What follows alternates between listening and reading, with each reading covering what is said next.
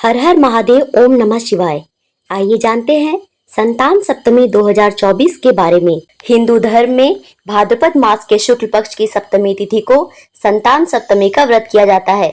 इस व्रत को संतान साते, अपराजिता सप्तमी और मुक्ताभरण सप्तमी के नाम से भी जाना जाता है। अलग अलग जगहों में इसे अलग नाम से भी जानते हैं। कई जगहों में इसे दुबड़ी सप्तमी भी कहते हैं।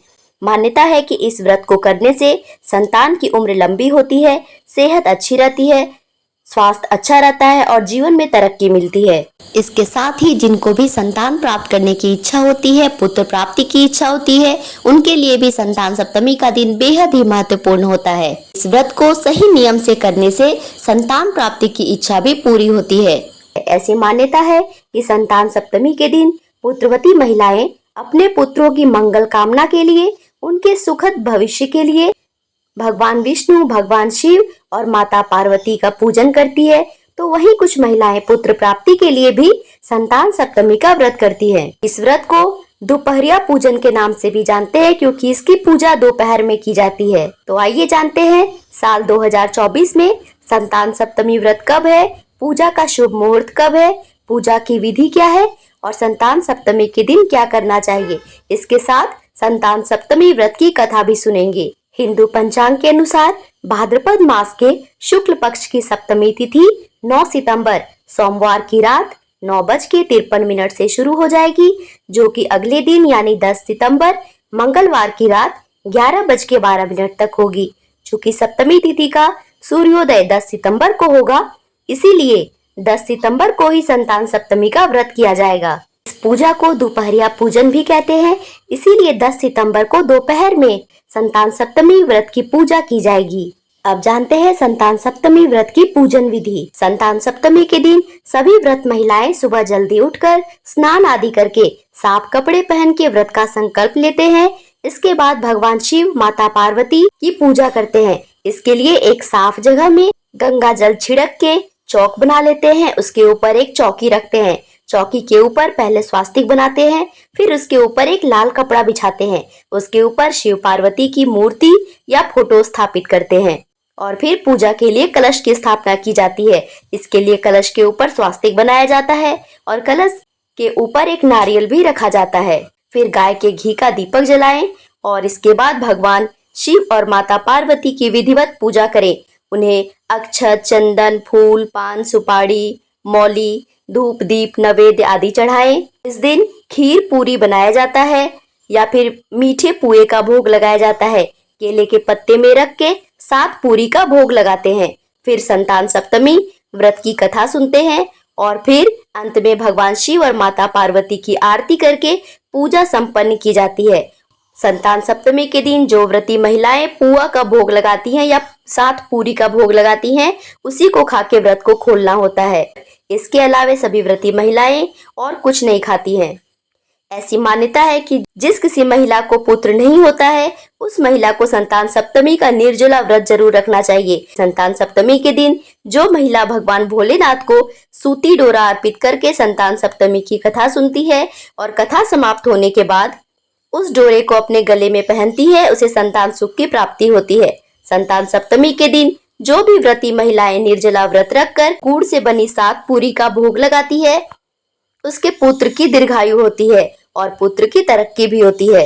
इसके साथ ही सूर्योदय के समय, जब सूर्य उदय हो रहा है, उस समय भगवान सूर्य को अर्घ्य जरूर देना चाहिए। इसके लिए आपको एक तांबे के लोटे में जल के साथ थोड़ा गंगा जल, अक्षत, रोली, काले तिल और एक लाल फूल डालकर भगवान सूर्य को 3 बार में अर्घ्य देनी चाहिए।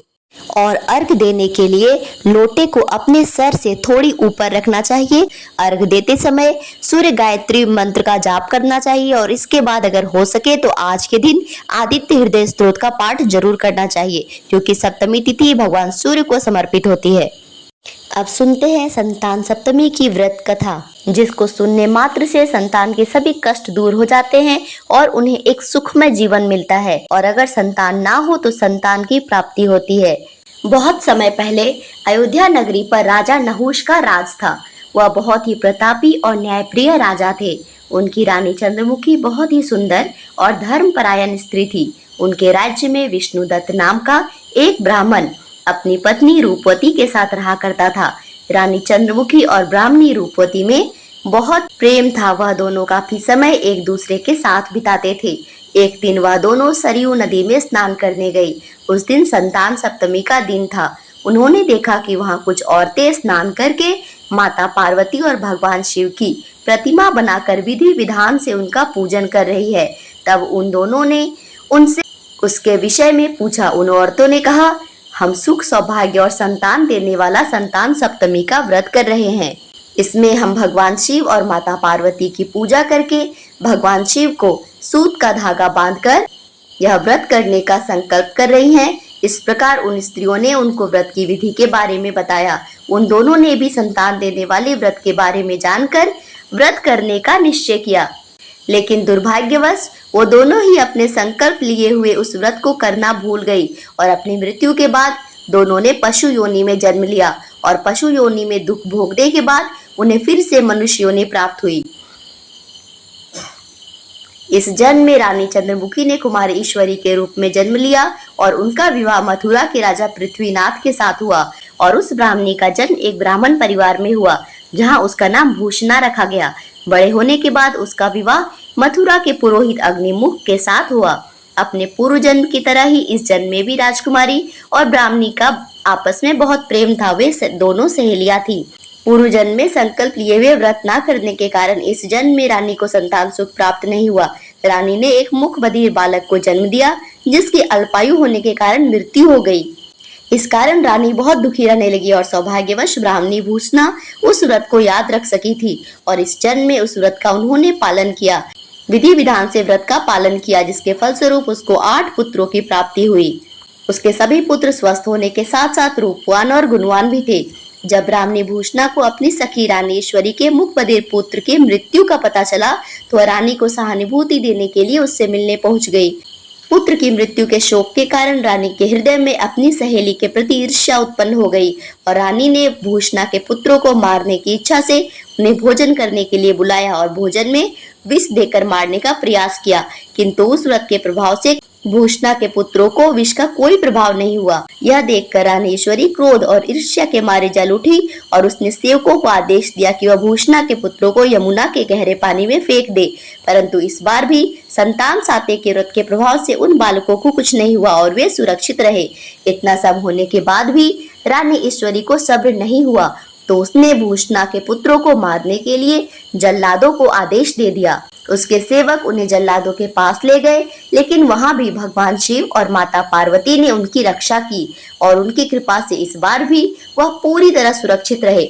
जब रानी को भूषणा के पुत्र के सुरक्षित रहने की बात का पता चला तो उसे आभास हो गया कि यह कोई न कोई ईश्वरीय चमत्कार है और उसने भूषणा को बुलाकर अपनी भूल के लिए माफी मांगी और उसे सारी बातें बता दी। रानी ने भूषणा को बताया कि उसने किस किस तरह से उसके पुत्रों को मारने का प्रयास किया, लेकिन हर बार उसके पुत्र सुरक्षित रहे। रानी ने भूषणा से इसका कारण जानना चाहा।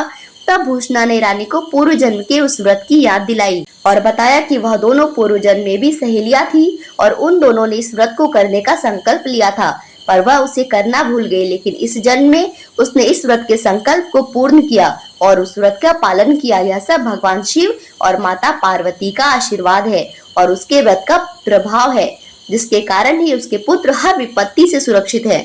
भूषणा से यह सब कुछ जानकर रानी ईश्वरी को भी उस व्रत का स्मरण हो गया और रानी ने भी विधि विधान से उस व्रत को किया और उसके प्रभाव से रानी को भी कई योग्य और स्वस्थ सुंदर पुत्र की प्राप्ति हुई। तभी से संतान प्राप्ति और उनकी रक्षा के लिए संतान सप्तमी का व्रत किया जाने लगा। तो यह थी संतान सप्तमी के बारे में पूरी जानकारी।